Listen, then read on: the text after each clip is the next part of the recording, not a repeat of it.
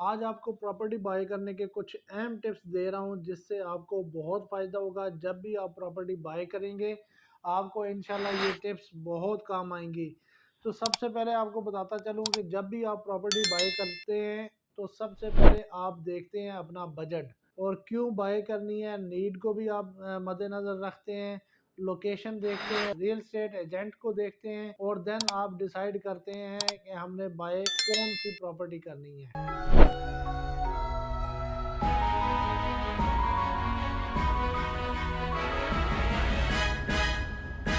السلام علیکم، میں ہوں رانا وکاس اور آپ دیکھ رہے ہیں انویسٹرز پوائنٹ۔ آج آپ کو پراپرٹی بائی کرنے کے کچھ اہم ٹپس دے رہا ہوں جس سے آپ کو بہت فائدہ ہوگا۔ جب بھی آپ پراپرٹی بائی کریں گے آپ کو انشاءاللہ یہ ٹپس بہت کام آئیں گی۔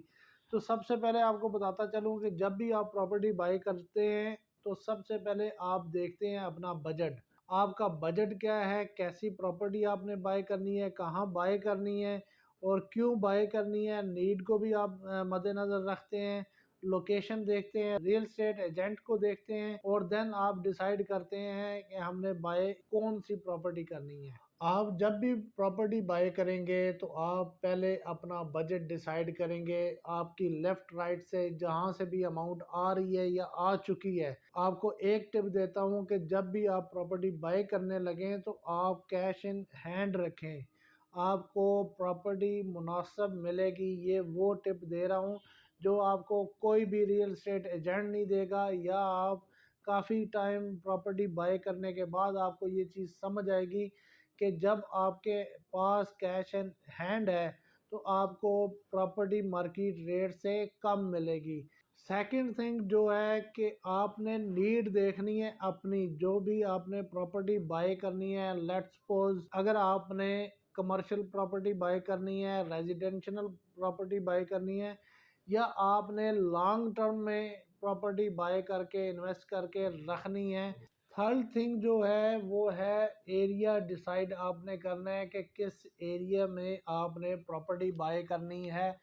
لیٹس سپوز اگر آپ بائی کرنا چاہتے ہیں ریزیڈینشل پراپرٹی تو آپ وہ ایریا ڈیسائیڈ کریں یا سرچ کریں کہ آپ کو سوٹیبل ایریا کون سا ہے، یا آپ شہر سے تھوڑا سا باہر رہنا چاہتے ہیں یا آپ انٹر سٹی میں رہنا چاہتے ہیں، تو یہ آپ نے پہلے ڈیسائیڈ کرنا ہے۔ سب سے پہلے آپ یہ دیکھیں آپ کو کنوینینٹ کون سا ایریا ہے، پھر اس ایریا پہ آپ سرچنگ کریں۔ فورتھ چیز یہ ہے کہ جب آپ نے ایریا ڈیسائیڈ کر لیا ہے، ایریا ڈیسائیڈ کرنے کے بعد آپ نے لوکیشن سرچ کرنی ہے اس پراپرٹی کی۔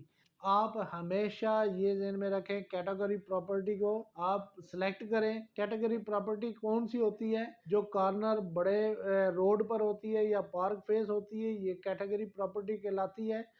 تو ہمیشہ اگر آپ کا بجٹ اچھا ہے تو یہ تھوڑی سی پراپرٹی نارمل پراپرٹی سے مہنگی ہوتی ہے، تو آپ یہ کیٹیگری پراپرٹی ہی سلیکٹ کیا کریں۔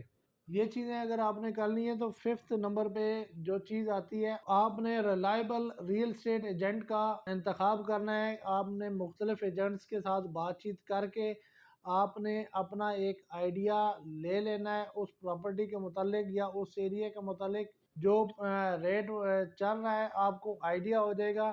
دین آپ نے ایک reliable real estate agent choose کرنا ہے لائک انویسٹرز پوائنٹ۔ تو انشاءاللہ انویسٹرز پوائنٹ آپ کو 24/7 اسلام آباد کے حوالے سے گائیڈ بھی کرتا رہے گا اور آپ کی رہنمائی بھی کرتا رہے گا۔ موسٹلی جو لوگوں کو اسکیم کر رہے ہیں وہ اوپن فائلز پہ یا جسٹ فائل ہوتی ہے اس پہ کہتے ہیں کہ اس میں آپ بائی کر لیں۔ یہ میں آپ کو بتا رہا ہوں بار بار کہ آپ نے ہمیشہ انویسٹ اس پراپرٹی میں کرنی ہے جو ٹرانسفریبل ہو اور جو آپ کے نام پہ ٹرانسفر یا رجسٹری ہو سکے۔ صرف اور صرف اس پراپرٹی کو ہی بائی کریں۔ اس کی مین ریزن کیا ہے؟ اس میں ایک تو نقصان ہونے کے چانس انتہائی کم ہے، اور جب بھی اس میں پرافٹ ہوگا تو وہ بہت زیادہ پرافٹ آئے گا۔ اگر آپ نان ٹرانسفریبل پراپرٹی بائی کر لیتے ہیں اس کا نقصان کیا ہے؟ اس کا نقصان یہ ہے کہ اس کی کوئی ورتھ نہیں ہے، اس کو آپ چیلنج نہیں کر سکتے۔ جب بھی آپ بیچیں گے بیچتے وقت آپ کو نقصان بھی ہوگا اور ہرڈل بھی آئے گی۔ نان ٹرانسفریبل پراپرٹی ہمیشہ سے آپ کو نقصان دیتی ہے۔ آپ دیکھیں بڑے بڑے شہروں میں لائک اسلام آباد، پنڈی، لاہور، یہاں پہ سوسائٹیز والے سکیم کرتے ہیں، اوپن فائلیں دے کر اور سادہ لوگوں کو لوٹتے ہیں۔ تو یہ تھی ساری ٹپس، انشاءاللہ امید کرتا ہوں آپ کو یہ ٹپس فائدہ دیں گی اور آپ کو پسند بھی آئی ہوں گی۔ ایسی انفارمیٹیو ویڈیو دیکھنے کے لیے انویسٹرز پوائنٹ کو دیکھتے رہیں۔ مجھے دیں اجازت، اللہ حافظ۔